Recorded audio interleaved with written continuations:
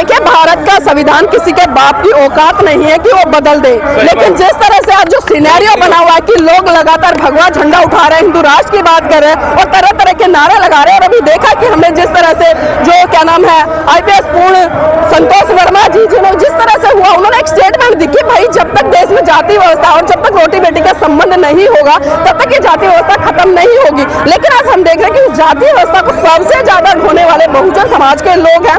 तो इसलिए मैं बहुजन समाज के लोगों से निवेदन करूंगी कि आज जो आप ये जय श्री राम का झंडा उठा रहे हैं, जय श्री राम के नारे लगा रहे हैं, या हिंदू राष्ट्र की जो यात्राएं निकल रही है उनका हिस्सा बन रहे हैं। अरे बाबा साहब ने आपके लिए 4-4 बच्चे कुर्बान किए, पूरा जीवन संघर्ष कुर्बान कर दिया, अपनी जीवन पत्नी को कुर्बान कर दिया, और आज आप हिंदू राष्ट्र की बात करें, उसके लिए झंडा उठा रहे हैं। तो ऐसे बहुजन समाज के लोगों को शर्म आनी चाहिए। हम कहते थे कि बाबा साहब ने कहा कि शिक्षित बनो या शिक्षित करो, लेकिन शिक्षित करेंगे कैसे, शिक्षित बनेंगे कैसे? शिक्षित तो आज मैं कहूँ कि सुप्रीम कोर्ट के चीफ जस्टिस भी है, इस देश के प्रधानमंत्री राष्ट्रपति भी है, लेकिन जागरूकता कहाँ है? और बाबा साहब ने साफ साफ कहा है कि मैं किसी भी धर्म हो या व्यक्ति हो या महिला हो, मैं उनकी उन्नति इस बात से आंकता हूँ कि वो कितने पढ़े लिखे होने के साथ साथ कितने जागरूक है। हिंदू राष्ट्र पे इतना जोर क्यों दिया जा रहा है भारत में आज? देखिए, हिंदू राष्ट्र है क्या?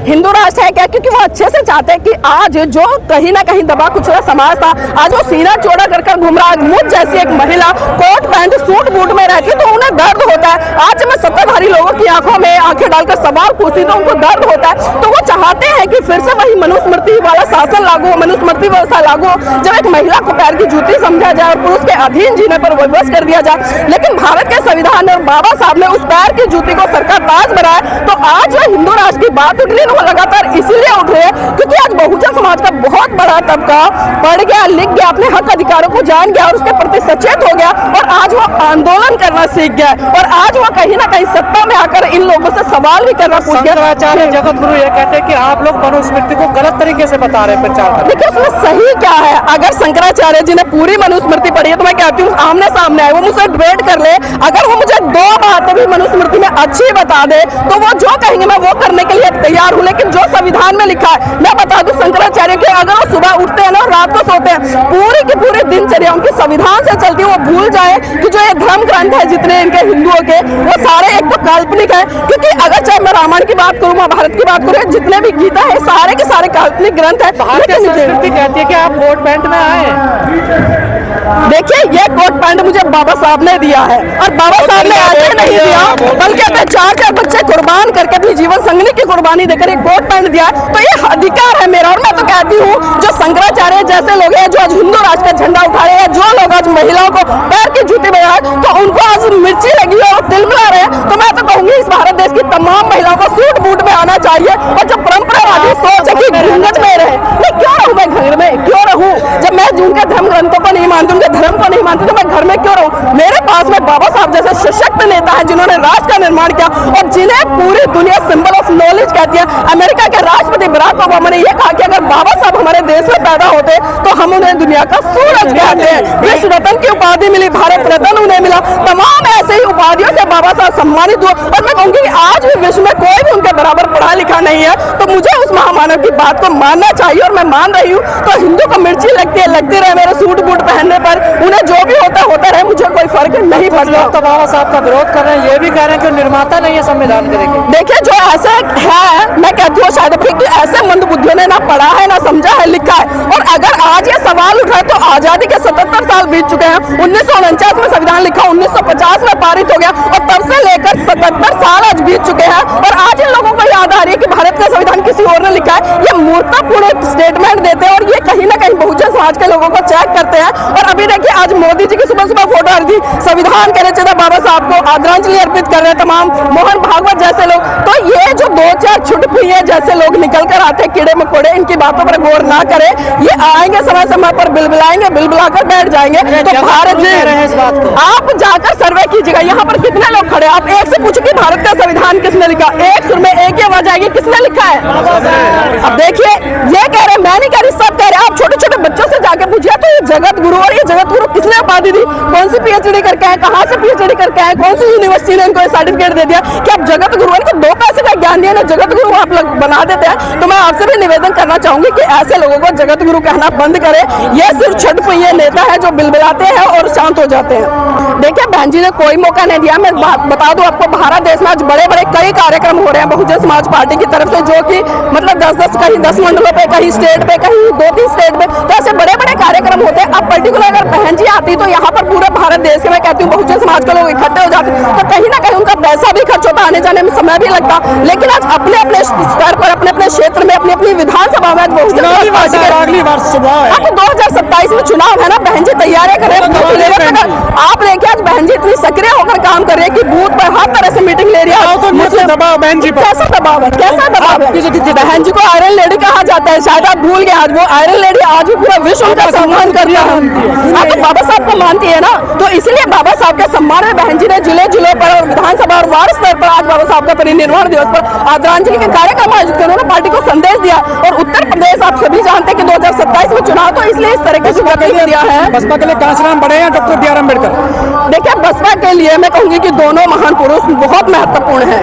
अगर बाबा साहब संविधान में हक अधिकार नहीं देते तो शायद कांसीराम जी भी सत्ता में नहीं आ पाते, वो भी एक रूपरेखा तैयार नहीं कर पाते। तो पहले हमारे लिए बाबा साहब है, क्योंकि बाबा साहब ने हमें वो रास्ता दिया संविधान के माध्यम से। और दूसरा नंबर पर साहब मान्यवर कांशीराम जी, क्योंकि उन्होंने जो संविधान में सत्ता का अधिकार दिया उसको इम्प्लीमेंट किया। उन्होंने पहले सामाजिक आंदोलन बनाया, सामाजिक आंदोलन को उन्होंने तैयार किया और पूरी रूपरेखा तैयार की। क्योंकि कहते हैं ना कि किसी भी राजनीतिक की जो एक तरह से रूपरेखा होती है उसको मजबूत करने के लिए उसके धार्मिक और सामाजिक आंदोलन होते हैं। सभी ढोरे कंधे पर। आज बसपा ने क्यों ढूंढना छोड़ दिया मामला इस बार? कहाँ छोड़ा है आदरणीय जी? आप देखिए ना, सुबह से बाबा साहब की जय जयकार हो रही है, इतने झंडे पटके नीले सब लगे हुए, इतना जनसैलाब उमड़ा। आप कहाँ कह रहे हैं कि बाबा साहब को नीचे बसपा ने गिरा दिया? कहाँ गिरा है बताइए मुझे। आप जाकर देखिए, रकाबगंज देखिए, लखनऊ देखिए, आप शिवपुरी देखिए, आगरा देखिए, तमाम मंडलों पर कार्यक्रम हो रहे हैं। अब देश में बड़ी चर्चाएं हो रही है। बाबा साहब ने जिस आरक्षण का प्रावधान संविधान में किया, उस आरक्षण को खत्म करने की मांग की। देखिए आरक्षण आरक्षण आरक्षण बार बार बात उठती है कि आरक्षण है क्या? आखिर आरक्षण कोई भीख नहीं है, आरक्षण कोई बैसाखी नहीं है, आरक्षण कोई ऐसी लाठी नहीं कि जिसको पकड़कर हम चल सके। आरक्षण आपका प्रतिनिधित्व जो सुनिश्चित करता है कि आपकी भागीदारी कितनी है। लेकिन विडंबना यह है कि जो 10% लोग हैं जिनको मिर्ची लगी हुई है, आज वो 10% लोग भी ईडब्ल्यूसी का आरक्षण ले रहे हैं। और जिनको आरक्षण से मिर्ची है, मैं तो कहूंगी कि पहले अपना आरक्षण छोड़ दे, हम लोग आरक्षण छोड़ दें। और जो देश में मैं वही कह रही, जो देश में जाति व्यवस्था है ना, इसको खत्म करें, समानता की बात करें। आपको एक ऐलान कराइए ना, जितने बड़े बड़े नेता हैं या जो राष्ट्रीय लेवल पर बैठे हैं या जितने मोहन भागवत जैसे जो अपने आप को बड़े बड़े संगठन लगा दी, उनसे ऐलान कराइए कि भाई आज भारत में हम हिंदू राष्ट्र नहीं बल्कि हम समानतावादी राष्ट्र चाहते हैं। तो मेरे ख्याल से जाति व्यवस्था भी खत्म हो जाएगा और आरक्षण तो अपने आप खत्म हो जाएगा। आप बराबरी की भागीदारी सुनिश्चित कीजिए, आरक्षण अपने आप खत्म हो जाएगा। राष्ट्र तो जातिवाद भेदभाव पर टिका हुआ है, वो तो टिका है ना, क्योंकि वर्ण व्यवस्था है, जहाँ वर्ण व्यवस्था है वहाँ पर जातीय भेदभाव है। अभी आपने पिछले दिनों भी देखा, अभी कई लगातार ऐसी घटनाएं हो, चाहे मैं सुप्रीम कोर्ट की बात करूँ या जो चंडीगढ़ की घटना है उसकी बात करूँ, अभी वर्तमान में जो मध्य प्रदेश से जो संतोष वर्मा जी उनकी बात करूँ, तो ऐसी घटनाएं लगातार होती रहती हैं। और जो ये लोग झंडे लेकर उतरते हैं ना इनके विरोध में, ये सिर्फ बहुजन समाज के लोगों का टेम्परेचर चेक करते हैं कि कितने सोए हुए हैं, कितने जगे हुए हैं। लेकिन बहुजन समाज के मैं तमाम लोगों से ये कहना चाहूंगी, जितने लोग यहाँ पर आए जो जय जयकार कर रहे हैं ना, ये अगर सच्चे ईमानदार है या सच्चे समर्पित है किसी भी संगठन के प्रति, पार्टी के प्रति, तो यहाँ पर से संकल्प लेकर जाए 365 दिन ये फील्ड में दिखाई दे। खाली एक दिन जय जयकार करने से महान पुरुषों का आंदोलन नहीं पूरा होगा। और जो बाबा साहब ने दिशा निर्देश इन लोगों को दिया है कि सत्ता पर काबिज हो जाओ और पूरे भारत को बोधमय कर लो, तो जब तक ये दो काम ये बहुजन समाज के लोग नहीं करेंगे तब तक ये जाति के आधार पर पिटते रहेंगे, छिटते रहेंगे। और जो मंदिरों में जाने पर इनकी कुटाई होती है, मैं तो कहती हूँ 4 जूते इनको रोज पढ़ने चाहिए और ज्यादा पढ़ने चाहिए ताकि इनको अकल आए। और भारत के तमाम लोगों को कहना चाहूंगी कि इस भारत देश में एक ऐसा मसीहा जन्मा जिसने कि समस्त जाति धर्म से ऊपर उठ के मानव कल्याण के लिए काम किया। और आपने बात की कि सुबह से जो नारे लग रहे हैं कि बहन जी के सम्मान में बीएसपी मैदान में या क्या नाम है बसपा की मजबूरी है, बहन जी जरूरी है, तो एक बात तो बिल्कुल सत्य है, क्योंकि उत्तर प्रदेश में जिस तरह से 4 बार बहुजन समाज पार्टी की सरकार आई और जिस तरह से लोगों ने सत्ता के मजे चखे और जो शासन प्रशासन अनुशासन लोगों ने देखा वो वास्तव में काबिले तारीफ था। लेकिन ये भी हमें सोचना चाहिए कि 2012 के बाद में स्थिति बहुत डावाडोल रही है और अभी हमने देखा बिहार में भी एक सीट आई है। बाबा साहब का परिनिर्वाण दिवस है, उनपे चर्चा विचार विमर्श होना चाहिए।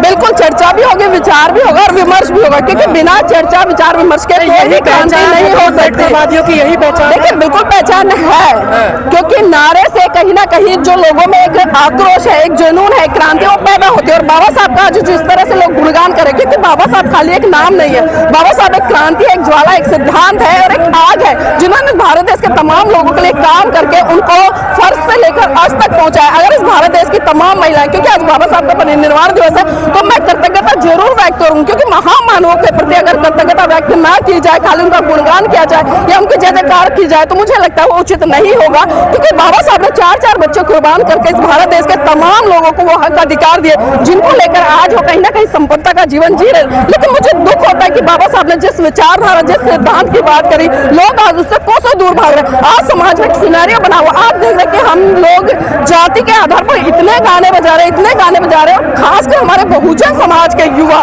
मैं देख रही हूँ कोई द ग्रेट चमार का बोर्ड लगा, कोई द ग्रेट खटिका लगा, तो कोई ग्रेट वाल्मीकि का लगा। तो सोचिए क्या बाबा साहब ने जाति में रहने के लिए आपको बात की, बाबा साहब ने लगातार आपको जाति खत्म करने की बात की, आपको संदेश दिया कि जाइए मेरे बहुजन समाज के लोगों, देश की सत्ता पर काबिज हो जाइए, चाहे मेरे बहुजन समाज के लोगों हजार लोगों की जो भीड़ आई है दलित प्रेरणा केंद्र पर, ये क्या लेके जाएगी आज यहाँ से? देखिए जो भी कार्यक्रम होता है, मैं कहती हूँ उसकी एक सार्थकता होनी चाहिए। और अभी आदरणीय आकाश आनंद जी यहाँ पर आएंगे, उनका इंतजार चल रहा है। लेकिन जो आपने बात की कि नारे लग रहे हैं, नारे लगना ठीक है, लेकिन इतने भी नारे नहीं लगने चाहिए, क्योंकि बाबा साहब जी, मैं वही बात करूँ कि बाबा साहब ने एक विचार दिया, एक सिद्धांत दिया, आपको उस पर चर्चा करनी चाहिए। क्योंकि यहाँ पर लोग समय निकाल कर आए हैं, कोई बहुत सारे लोग काम धंधा छोड़कर आए, छुट्टी कर आए, तो आपको बाबा साहब का जो एक योगदान है, एक संघर्ष इस भारत देश के लिए, उस पर बात करना चाहिए, बताना चाहिए कि जो बाबा साहब राष्ट्र के निर्माता कैसे हैं, भारत के निर्माता कैसे, संविधान के निर्माता कैसे, इस महिलाओं के मुक्तिदाता कैसे हैं, इस तमाम वर्ग के लिए काम करने वाले एक तरह से बाबा साहब है। लेकिन आज उनका जो गुणगान है वो ना होकर बल्कि जय जयकार हो रही है। तो जय जयकार कहीं ना कहीं हम देखते हैं कि समाज को गुलामी की तरफ भी लेकर जाती है। और बाबा साहब ने साफ साफ कहा, हमारे तमाम महान पुरुषों ने कहा कि मेरी जय जयकार करने से अच्छा है कि मेरे बताए हुए रास्ते पर चलो। जिस दिन तुम मेरे बताए हुए रास्ते पर चलोगे, मुझे लगता है भारत देश में एक बहुत बड़ी क्रांति हो जाएगी। लेकिन आज बहुजन समाज का युवा हो या बुजुर्ग हो या बच्चे हो या महिलाएं हो, सिर्फ खाली जय जयकार तक लगे कि बाबा साहब का मिशन अधूरा, हम सब मिलकर करेंगे पूरा। भाई कैसे पूरा करोगे? क्या रूपरेखा है? क्या आपने बाबा साहब के बातों को माना? बाबा साहब ने अपने जीते जी जो अंतिम लास्ट ग्रंथ लिखा था वो था बुद्ध और उनका धम्म। बाबा साहब ने साफ साफ संदेश दिया कि जो अवस्था आपके ऊपर अत्याचार करते, शोषण करते, आपको गुलाम बना दिए, आपको उस अवस्था को एक झटके में छोड़कर आपको उस मानवतावादी धर्म को अपनाना चाहिए जो करुणा मैत्री भाईचारे की बात करता है, जो मनुष्य को मनुष्य होने पर गर्व कराता है। लेकिन आज कहीं ना कहीं हमारे खुद जो लोग हैं वो जाति के आधार पर इतने बढ़ गए कि एक दूसरे को देखकर पसंद भी नहीं कर। तो बताइए ऐसे में हम कैसे बहुजनों की सत्ता लाएंगे, या कैसे भारत को बोध में बना पाएंगे?